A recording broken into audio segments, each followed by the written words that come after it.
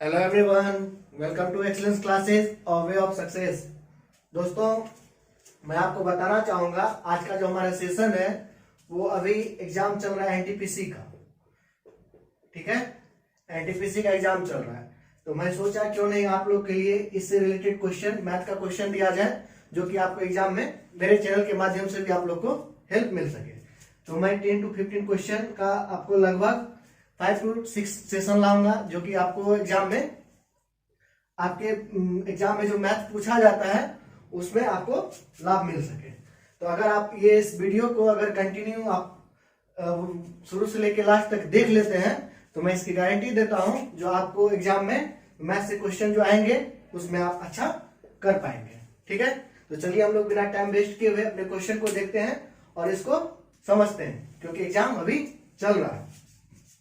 तो बिना time waste किए हुए हम लोग अपने सेशन को स्टार्ट करते हैं। देखिए, आज का जो पहला क्वेश्चन है ये आपको क्वेश्चन बहुत छोटा है, आप देखिएगा क्वेश्चन, समझिएगा इसमें इसको जो है ना फास्ट में कैसे बना, ऐसे आपको बहुत टाइम लग जाएगा। अगर इसका कॉन्सेप्ट आपको अगर पता नहीं हो तो आप इसे इसको बनाने चलिएगा तो आपको काफी टाइम ले लेगा और आप ये भी सोचिए काफी टाइम भी ले लेगा और बाकी क्वेश्चन भी आपको सॉल्व करने में दिक्कत होगी। आपके पास टाइम नहीं बचेगा तो आपको दिक्कत हो सकती है।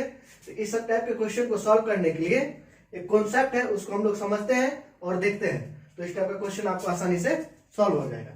देखिए, इसमें कह रहा है सबसे बड़ा कौन है, सबसे बड़ा कौन है। यहां देखिए पहले क्या है 5 माइनस √23, उसके बाद है 12 रूट अंडर माइनस √10, उसके बाद आपको √6 माइनस 2, उसके बाद आपको √11 माइनस 3।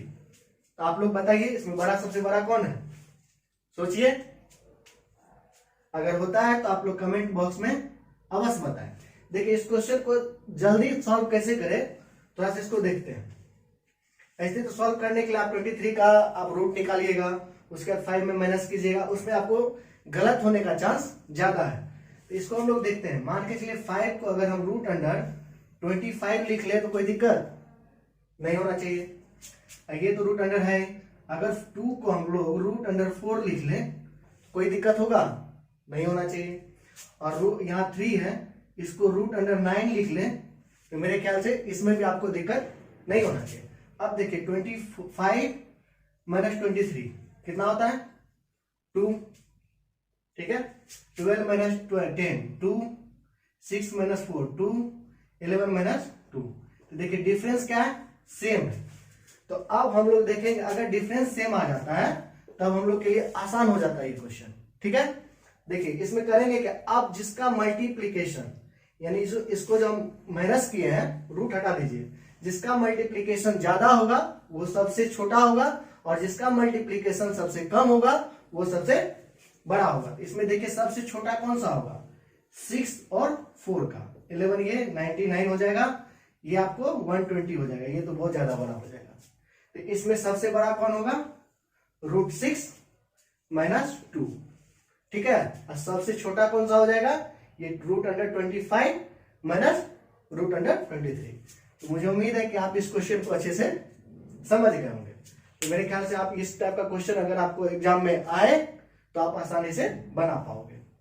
ठीक है, इसमें आपको बड़ा पूछ लेगा या छोटा पूछ लेगा, इसमें आपका डिफरेंस 2 आएगा, 3 आएगा, 5 आएगा, सेम डिफरेंस टाइप का आएगा। तो आप इस तरह का क्वेश्चन इस तरह से सॉल्व कीजिएगा। ठीक है, आज का हम लोग दूसरा क्वेश्चन को देखते हैं और आप लोग इसको कॉपी में नोट भी कर लिए होंगे। अब देखिए हमारा दूसरा क्वेश्चन क्या कहता है। दूसरा क्वेश्चन है a minus B equal to minus b² by a, तो आपको a³ प्लस b³। देखिए तो इस क्वेश्चन को आपको दूसरे तरीका से पूछ सकता है a plus B minus a² by b, a³ minus b³, इस तरह भी पूछ दे a plus B minus b² by a³ minus b³, इस तरह भी पूछ दे। तो जिस तरह से भी पूछे आपको घबराना नहीं है, मैं आपको आज कॉन्सेप्ट बताता हूं इस तरह का क्वेश्चन कैसे सॉल्व किया जाता है। आप इस तरह का कहीं भी क्वेश्चन देखिएगा तो आप उससे डरिएगा नहीं। ठीक है, तो आप लोग एनटीपीसी का एग्जाम अगर देते हैं, इस टाइप का क्वेश्चन अगर आता है आपको तो आप आसानी से सॉल्व कर पाओ मैं सब आप लोग के लिए बता रहा हूं। देखिए क्या दिया हुआ है, a minus B equal to minus B square upon A. सबसे पहले क्या कीजिए, हम लोग क्रॉस मल्टीप्लीकेशन जानते हैं, x के साथ b होता है और y के साथ a होता है। ये एक्स बी और y a हो जाता है। क्रॉस मल्टीप्लीकेशन तो हम मेरे ख्याल से सभी जानते होंगे। तो a को इसके साथ मल्टीप्लाई कीजिए, नीचे अगर कुछ नहीं होता है तो 1 होता है, तो ये इसके साथ मल्टीप्लाई हो जाता है। A square minus A B equal to minus B square. और हम सभी जानते हैं अगर माइनस रहता है इधर, तो अगर इक्वल के इस साइड लाते हैं तो A square plus B square minus A B equal to 0। अब आपको ध्यान में क्या रखना है, देखिए ये दो बहुत ही इंपॉर्टेंट आपको फॉर्मूला है, इसको आप लोग हमेशा ध्यान में रखिएगा और नोट भी कर लीजिए कॉपी में। अगर A cube plus B cube हो, इसको A plus B A square plus B square minus A B होता है। अगर A cube minus B cube हो तो ए माइनस बी और यहां पे हर जगह प्लस होता है। अब मान के चलिए आपसे क्या पूछा, A cube plus B cube, तो ये इसका फॉर्मूला क्या होता है, A plus B A square plus B square minus A B. और जब A square B square minus A B ही 0 हो, तो हम लोग अच्छे से जानते हैं किसी भी संख्या में आप अगर 0 से मल्टीप्लाई करते हैं तो वो क्या हो जाता है 0। तो इसका मतलब ए क्यूब प्लस बी क्यूब आपका क्या हो जाएगा 0 हो जाएगा। और भी जब हम आपको अलजेब्रा बताएंगे तो इसका और भी फॉर्मूला होता है, लेकिन अभी फिलहाल आप इसको ध्यान में रखिए, ठीक है। हम लोग अभी ज्यादा समय नहीं लेंगे, अभी सिर्फ आप क्वेश्चन को देखिए किस तरह से सॉल्व करते हैं। अब देखिए नेक्स्ट क्वेश्चन हमारा क्या है, ये हो गया, ये हो गया। अब बचा क्या, ये देखिए काफी अच्छा क्वेश्चन है, आपको अचानक दे दे बोलिएगा। देखिए अगर आप इसको अगर सॉल्व नहीं किए रहेंगे तो आपको अचानक अगर क्वेश्चन आ जाए तो आप चकरा जाइएगा, ठीक है। इसको कैसे सॉल्व करें, इसको देखिए आपको ये पता है, एक चीज आपको बताइए 2 + 2 + 2 + 2, इसको हम लोग अगर 4 × 2 लिखेंगे तो कोई दिक्कत नहीं होना चाहिए। इसी तरह 4 पे पावर 28 है, ठीक है, 4 पे पावर 28 है, इस तरह है। कितना बार है 1 2 3 4, ठीक है। इसको अगर हम लोग 4 × 4 to the power 28 अगर लिख लें तो दिक्कत नहीं होनी चाहिए, बोलिए, ठीक है। अब देखिए 3 को 3 × 3 to the power 28 अगर लिख लें तो दिक्कत नहीं होना चाहिए। इसके बराबर कितना दिया हुआ है 12 to the power x, और x का वैल्यू आपसे मांग रहा है, यानी 4 × 4 पे पावर 28 और इंटू 3 × 3 पे पावर 28 बराबर 12 पे पावर x। तो x का मान क्या होगा ये हम लोग से मांग रहा है। अब देखिए यह इसको और इसको मल्टीप्लाई करिए। एक बात ध्यान में रखिएगा, यहां से 2-3 बात याद रखना आपको। देखिए अगर पावर सेम हो, ठीक है, और आधार अलग अलग हो तो ये क्या होता है एक्स वाई इंटू 20 पावर 8 हो जाता है। एक्स वाई यानी अगर पावर सेम हो, X to the power m y to the power m हो, तो ये आपको x into Y to the power m ये लिख सकते हैं हम लोग। ये घातक और करने में आप लोग पढ़े होंगे। और आधार सेम हो, पावर अलग अलग हो, तो ये x to the power m plus n होता है। Multiplication x to the power m into x to the power n equal to x to the power m plus n। अगर डिवाइड में हो, बहुत बच्चे जानते भी होंगे, x to the power m minus n होता है। और एक बात ये भी ध्यान में रखिएगा, x to the power m हो और x to the power n हो, बराबर में हो, तो यहां से जो दोनों पावर होता है m इक्वल टू n होता है। ये आप लोग ध्यान में रखिएगा। वैसे तो आप लोग को ध्यान में होगा ही, अगर नहीं है तो यहां से आप लोग अच्छे से याद कर सकते हैं। अब देखिए इसको लिख लिए होंगे आप लोग। अब इसको और इसको मल्टीप्लाई कर लेते हैं, यानी 12 हो गया। और देखिए यहां पे पावर सेम है और यहाँ पे 28 है, तो 4 × 3 टू द पावर 28 यानी 4 गुना 3 पर पावर 28 बराबर 12 पर पावर x। ये देखिए 12 इंटू 12 28। अब मैं अभी जस्ट आपको बताया हूं, अगर आधार सेम हो तो पावर क्या होता है, इसमें पावर कुछ नहीं है तो 1 है, तो पावर क्या होता है 8 हो जाता है।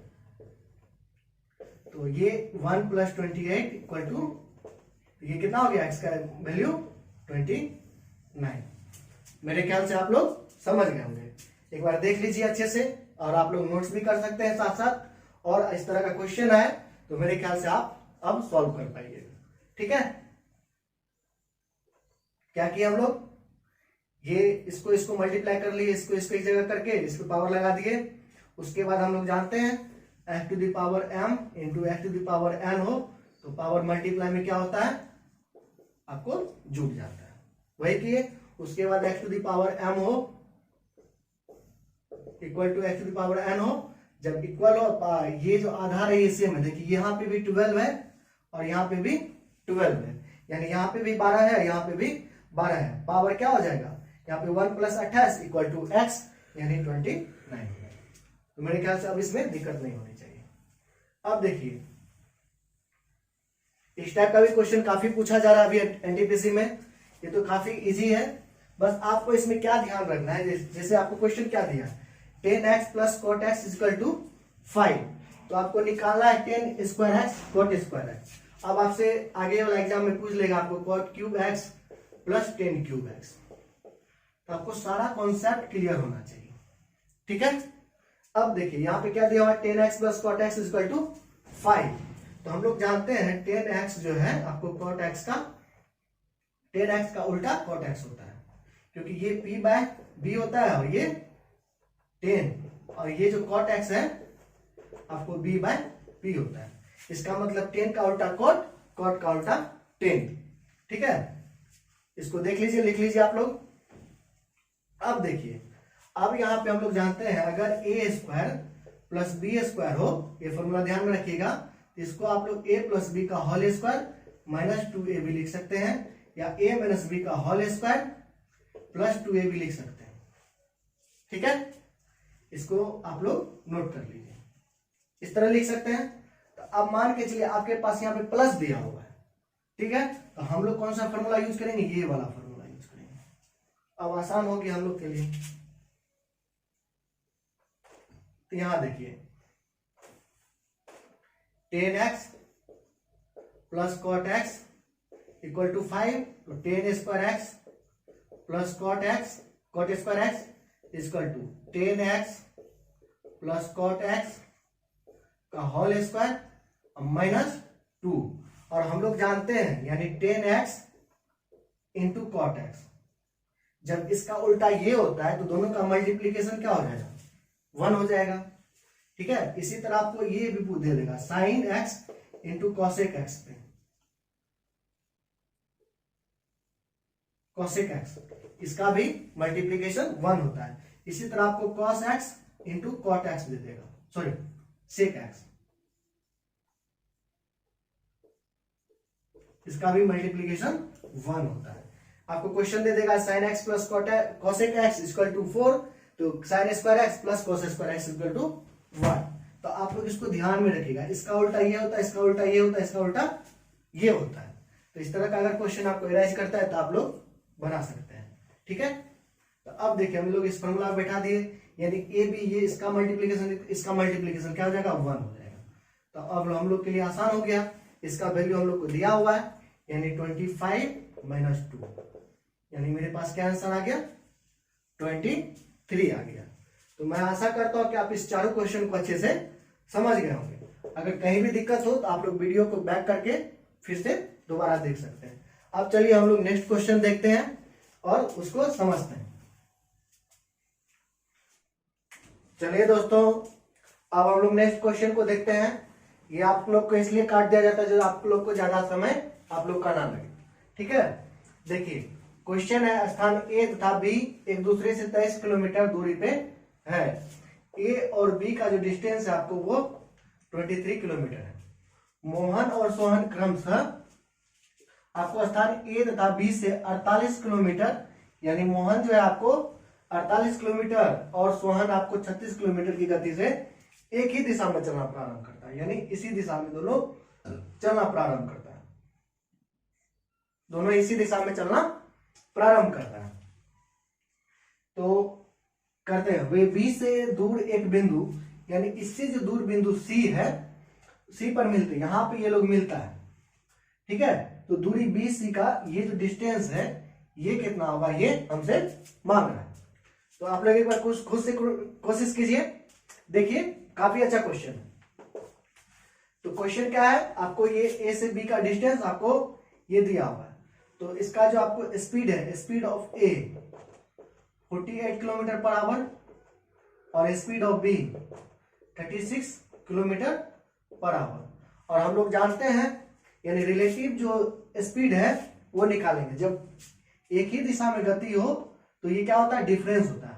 और जब दोनों अलग अलग यानी विपरीत दिशा में हो तो इसका रिलेटिव स्पीड जो निकालते हैं वो दोनों को ऐड कर देते हैं और यहाँ पे माइनस करते हैं। आप लोग ध्यान में रखिएगा, अगर एक ही दिशा में है तो यहाँ पे माइनस और दोनों विपरीत दिशा में हो तो प्लस।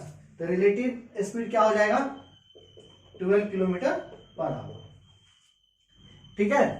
तो अब देखिए 12 किलोमीटर पर आवर, तो इसको 23 किलोमीटर को ये जो इस स्पीड से अगर तय करेगा तो कितना टाइम लेगा, यानी आपको ए के द्वारा बी को ये ए जो टाइम लेगा ओवरटेक करने में कितना टाइम लेगा, आपको 23/12 इतना टाइम लेगा, इतना आवर आपको लेगा ए इसको बी को पार करने में। अब कहां जाकर के ये लोग मिलेगा, तो यहां से अब ये जो स्पीड है ये कितना है, 36 किलोमीटर पर घंटा। तो अगर इसको इसके साथ मल्टीप्लाई कर देते हैं तो ये जो इस बीच का जो डिस्टेंस है ये आपको निकल जाता है। तो टोटल डिस्टेंस कितना हो गया बी और सी का, ये आपको टाइम निकल गया, यानी 23/12 इंटू 36 है बी का, ये आपको 3 यानी 69 आपको निकल गया इसका बी सी का किलोमीटर में, ये सॉरी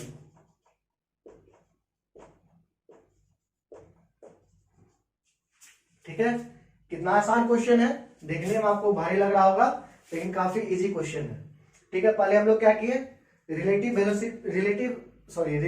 स्पीड निकाल लिए, ठीक है, 12 निकला। उसके बाद जो ये आपको ये जो सर ओवरटेक करेगा तो इतना टाइम लगेगा इसको ओवरटेक करने में, इसका मतलब इसका और इसका जो डिस्टेंस निकालना है हमको बीसी का, तो ये कितना निकल जाएगा 69 और ये दिया हुआ टोटल डिस्टेंस अगर हम लोग से मांग लेता तो ये 23 और 69 को ऐड कर देते, ठीक है। तो मेरे ख्याल से इस क्वेश्चन में आपको दिक्कत नहीं होनी चाहिए। अब हम लोग नेक्स्ट क्वेश्चन को देखते हैं।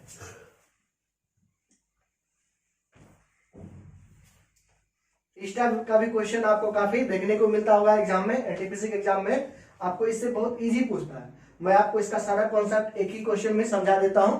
क्वेश्चन है किसी समबाहुभुज के बाह्य कोण तथा आंतरिक कोण का अनुपात 2:3 है, तो बहुभुज के सभी कोणों का योग कितना होगा।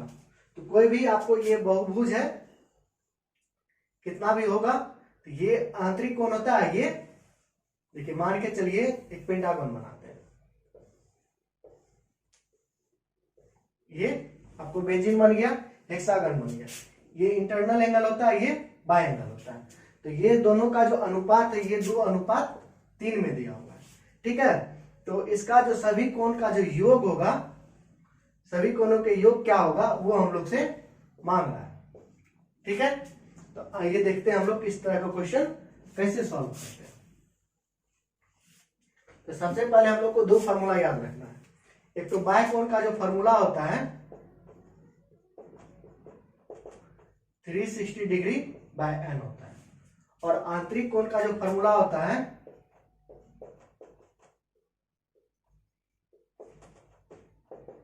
n-2 into 180 degree by N होता है, ठीक है।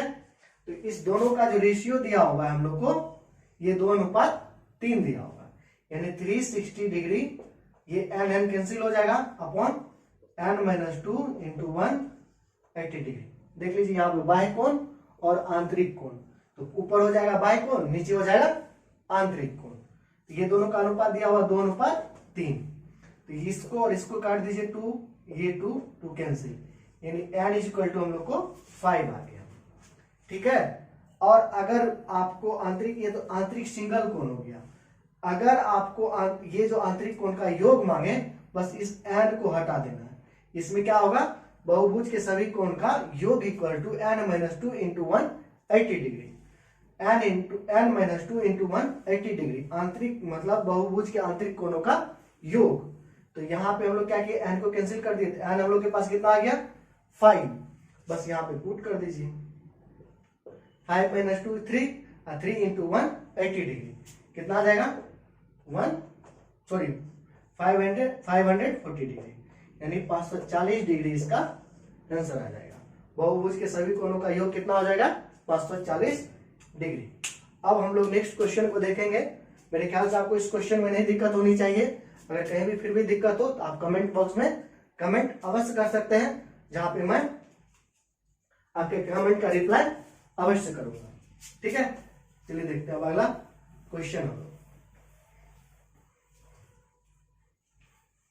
तो चलिए दोस्तों, अब जो हमारा नेक्स्ट क्वेश्चन है इसको देखते हैं। मुझे आशा है कि आप लोग जो पीछे का वाला क्वेश्चन है उसको अच्छे से समझ गए होंगे। अब इस क्वेश्चन को अच्छे से सॉल्व करते हैं।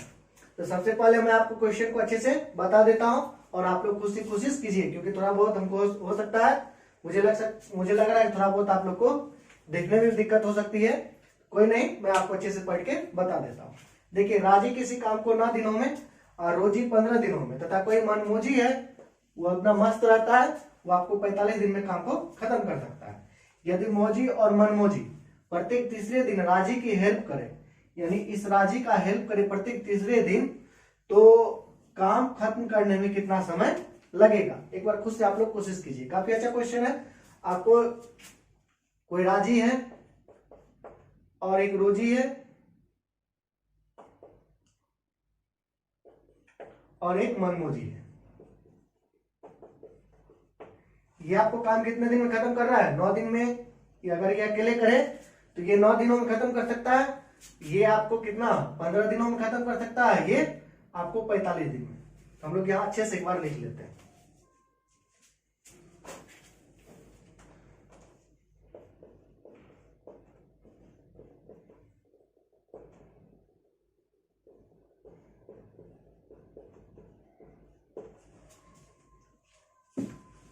ये आपको 9 दिनों में, ये आपको 15 दिनों में, ये 45 दिनों में। तो हम लोग को पता है, सबसे पहले हम लोग टोटल वर्क निकालते हैं। और टोटल वर्क में आपको सीपीओ के जो टाइम एंड वर्क में है उसमें आपको अच्छे से समझा चुका हूं। टोटल वर्क कैसे निकालते हैं, इसका एलसीएम लेकर के। और मैं आपको वहां पे ये भी बताया हूं, work equal to efficiency into time होता है। ठीक है, ये भी आपको अच्छे से बता चुका हूं। तो यहाँ देखिए, टोटल वर्क यानी एलसीएम क्या निकल जाएगा 45, 9, 15 और 14 का 45 का। तो इसका जो आपको इफिशियंसी निकलेगा, ये कितना आ जाएगा 5 और इसका 3 और इसका आपको 1। ठीक है, यानी राजी का इफिशियंसी 5, रोजी का इफिशियंसी 3 और मनमोजी का इफिशियंसी आपको 1। तो यहां से आपको इफिशियंसी हम लोग निकाल लिए, टोटल वर्क निकाल लिए। अब क्या करा, अब यहां पे ध्यान देना, यदि मोजी और मनमोजी प्रत्येक तीसरे दिन, ये जो तीसरा दिन है इसका मतलब रोजी जो है, राजी 2 दिन तक काम की, और 2 दिन तक काम की तो यानी 5 और 5, क्योंकि इसका एफिशिएंसी कितना है 5। और तीसरे दिन आपको ये तीनों मिलके काम करेगा। ठीक है, तीनों मिलके काम करेगा तो तीसरा यानी टोटल 3 दिन में 5 5 10 और 5 3 8 1 9, टोटल वर्क कितना हो गया 19 वर्क आपको ये 3 दिन में कर लेती है। तो अब देखिए 19 का कितना जोड़ आपको 45 का बने, मतलब अगर प्रत्येक 3 दिन पे ये 19 काम कर लेता है, इसका मतलब कितना हो गया, कितना दिन इसको 45 काम करने में लगेगा। तो मान के चलिए इसको इससे डिवाइड कीजिए, यानी 2, और ये कितना जोड़ा 3 दिन का आपको जोड़ा बन रहा है, यानी 6 दिन में कितना काम कर लिया, आपको 38 काम कर लिया। अगर 6 दिन लेके जाए, 3 दिन में 19 काम और अगले 3 दिन में कितना 38 काम कर लेता है, तो बचा हुआ 38 काम और 40 का काम जो है हमको दिया हुआ बचा हो, मतलब टोटल काम कितना है, सॉरी टोटल काम कितना है मेरे पास 45। तो 45 है, 38 आपको ये 6 डे में आपको कर लिया, तो बचा कितना 7। अब इस 7 को मान के चलिए राजी वाले काम स्टार्ट करती है तो 5 काम कर लेगी, यानी 6 + 1, बचा काम कितना अब 2। दूसरा दिन भी काम कौन करेगा, राजी ही करेगी, तो दूसरा दिन काम करेगी राजी, यानी 2/5 डे लगेगा, क्योंकि हम लोग जानते हैं डे निकालने के लिए क्या करते हैं, वर्क बाय इफिशियंसी। तो ये कितना आ गया टोटल 6 + 1 7 और पुनः 2/5, यानी हमारे पास आंसर क्या आ गया, ये पहला नंबर। ठीक है, तो आप लोग अच्छे से समझिए, हम लोग क्या किए, राजी रोजी मनमोजी का ये आपको इफिशियंसी और टोटल वर्क निकाल लिए। टोटल वर्क निकालने के बाद हम लोग को जैसे जैसे क्वेश्चन घर आता है तीसरे दिन में, राजी जो है, राजी और मनमोजी आपको, सॉरी मौजी और मनमोजी, यहां पे सॉरी रोजी होगा, रोजी और मनमोजी आपको राजी का हेल्प करता है। ठीक है, राजी का हेल्प करता है। तो ये तीसरे दिन यानी 3 दिन तक काम कितना करेगा 19 इफिशियंसी से, और अगले 3 दिन 19 38, और बचा काम कितना, इससे ज्यादा अगर अगले 3 दिन हम लोग करवाएंगे 57 कर लेगा, इससे ज्यादा हो जाएगा, तो हम लोग को ज्यादा करवाना नहीं है, तो 45 ही करवाना है, तो यानी 45 यहीं तक हम लोग को रख लेना है। तो उसके बाद ये क्या गया, बच गया 7 वर्क बच गया, यानी टोटल 7 वर्क बच गया। अब 7 वर्क को हम लोग इस तरह से करवा लिए। ठीक है, अगर 7 से ज्यादा होता तो फिर हम लोग यहाँ पे इन करते हैं, अब 7 से ज्यादा नहीं है तो हम लोग यहाँ पे, अगर इस टाइप का क्वेश्चन है तो आप क्या कीजिए 45 में मान के चलिए 90 से डिवाइड कर दीजिए, और कितना दिन का है ये 3 दिन का, तो इसमें 3 से मल्टीप्लाई कर देते हैं, यानी टोटल 6 डेज हो गया। अब जो ये रिमेनिंग बचा है, अब ये काम हमको इतना करवाना है, अब कैसे कैसे कौन क्या कर रहा है इसको हम लोग डिवाइड करते हैं, बस यही आपको यहाँ मैं आपको बता रहा था। इस तरह से जब भी क्वेश्चन है इस तरह से ही सॉल्व कीजिएगा। अब हम लोग नेक्स्ट क्वेश्चन को देखते हैं, मेरे ख्याल से आप लोग इसको अच्छे से समझ गए होंगे।